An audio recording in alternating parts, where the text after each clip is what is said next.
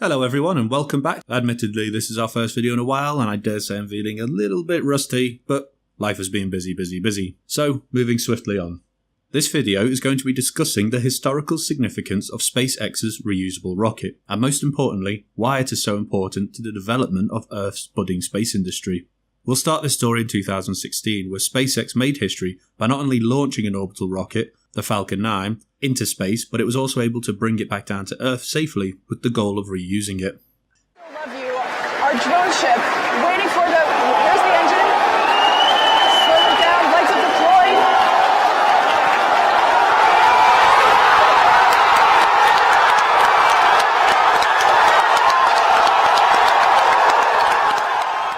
Now, I am aware that SpaceX has achieved many things up until this point. However, we're going to focus on this particular moment because it doesn't only affect SpaceX itself, but the whole space industry, and effectively mankind. So moving on from April 2016, the second part of this time frame was in March 2017, when SpaceX successfully reused that same Falcon 9 rocket to go into space and once again return. 4, 3, 2, 1. Liftoff of Falcon 9, the world's first reflight of orbital-class rocket. Falcon 9 has cleared the tower.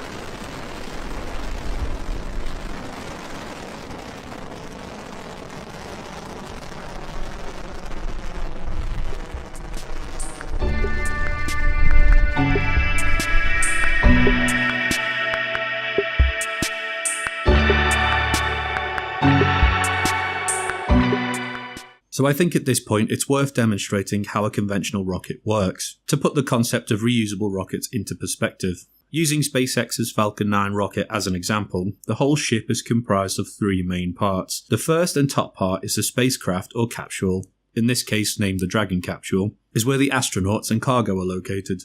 The second part below this is the trunk that houses unpressurized cargo and also a set of solar arrays to provide additional power in space. The third and final part is the rocket itself. In the case of the Falcon 9, this has a total of 9 Merlin engines. So how this all works together is quite simple. Well, I say simple, it's still aerodynamics and physics, and it's not simple, okay? But for the purposes of this video, over to you. Stage 1, ascent. The rocket launches the payload into the atmosphere. Stage 2, separation. The rocket detaches and falls back to Earth while a single Merlin engine continues to propel the Dragon spacecraft out into the reaches of space. Stage 3, the capsule launches its payload, be it a satellite or supplies for the ISS. Stage 4, upon re-entry, the trunk separates from the Dragon capsule, which then returns to the surface of the Earth.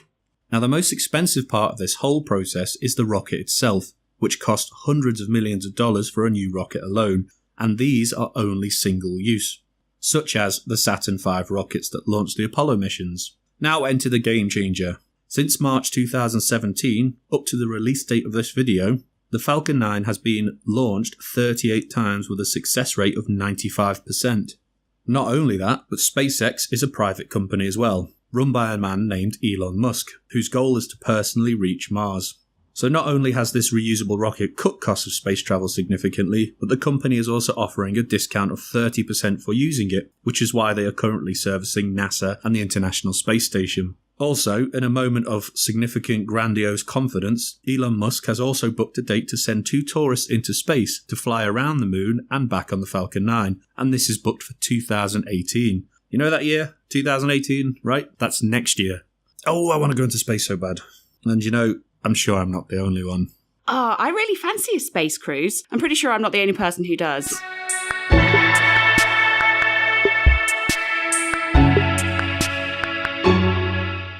But how does this reusable rocket work?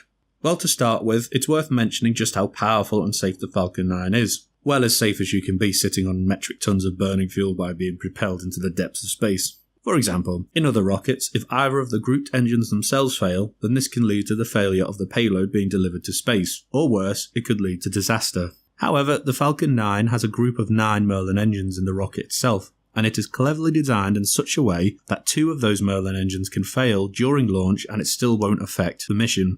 The rocket is also returned to Earth after performing a very elegant flip maneuver after separating from the trunk and Dragon capsule. It then boosts back to Earth, and with grid fins and aerodynamic guidance it can land upright on land and also at sea.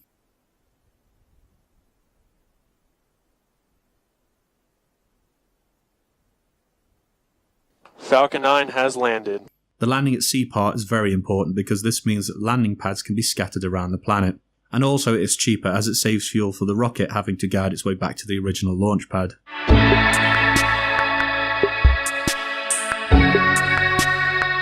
So what are the other benefits of the reusable rocket? Well, one of the main advantages is that it's made space travel competitive. It is effectively going up against other multi-billionaire entrepreneurs such as Richard Branson, who all have personal dreams of reaching the stars in some form or another. This means that other nations, whose limited budget now means that access to cheaper spaceflight could mean development of their own spacefaring industries, essentially opening new markets. It also means the start and development of new industries. Probably one of the most obvious one of these is space tourism, with which the dream has suddenly come dramatically forward since the success of the Falcon 9, with optimists believing that the next generation will have holiday homes on the moon. Although I'm pretty sure in the 70s they thought we would have hover cars by now. But this new industry of competitive and profitable flight also means the development of new technology industries to support it. Habitat, farming, hydroponics, vehicles, internet, food, building materials, life support. The list goes on of innovative technologies being developed to support life in space, essentially since the dream has been brought forward in such style. There is also the possibility of expanding existing industries, such as mining for locally available resources. One important point to note is also the nature of recycling, as this will feature massively in the development of space travel. As astronauts know too well already, the abundance and waste that many cultures on Earth demonstrate is essentially a death sentence in space, where nearly everything is recycled and carefully rationed. So the very nature of using a reusable rocket makes spaceflight greener than it has ever been before, fitting in well with the philosophy of waste not, want not.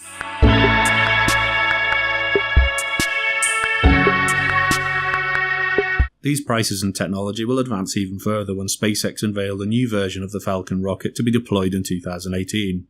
But to finish this video, I will leave you with the plans that Elon Musk and SpaceX have for humanity and our journey to the stars. His goal is to ultimately get up to 1 million people to Mars within the next 50 to 100 years. He has a plan called the Interplanetary Transport System, ITS, which is to have 1,000 spaceships docked in Earth's orbit with a crew of up to 100 each. Every 26 months, when Earth and Mars are closest to each other, then the ships depart for their new home.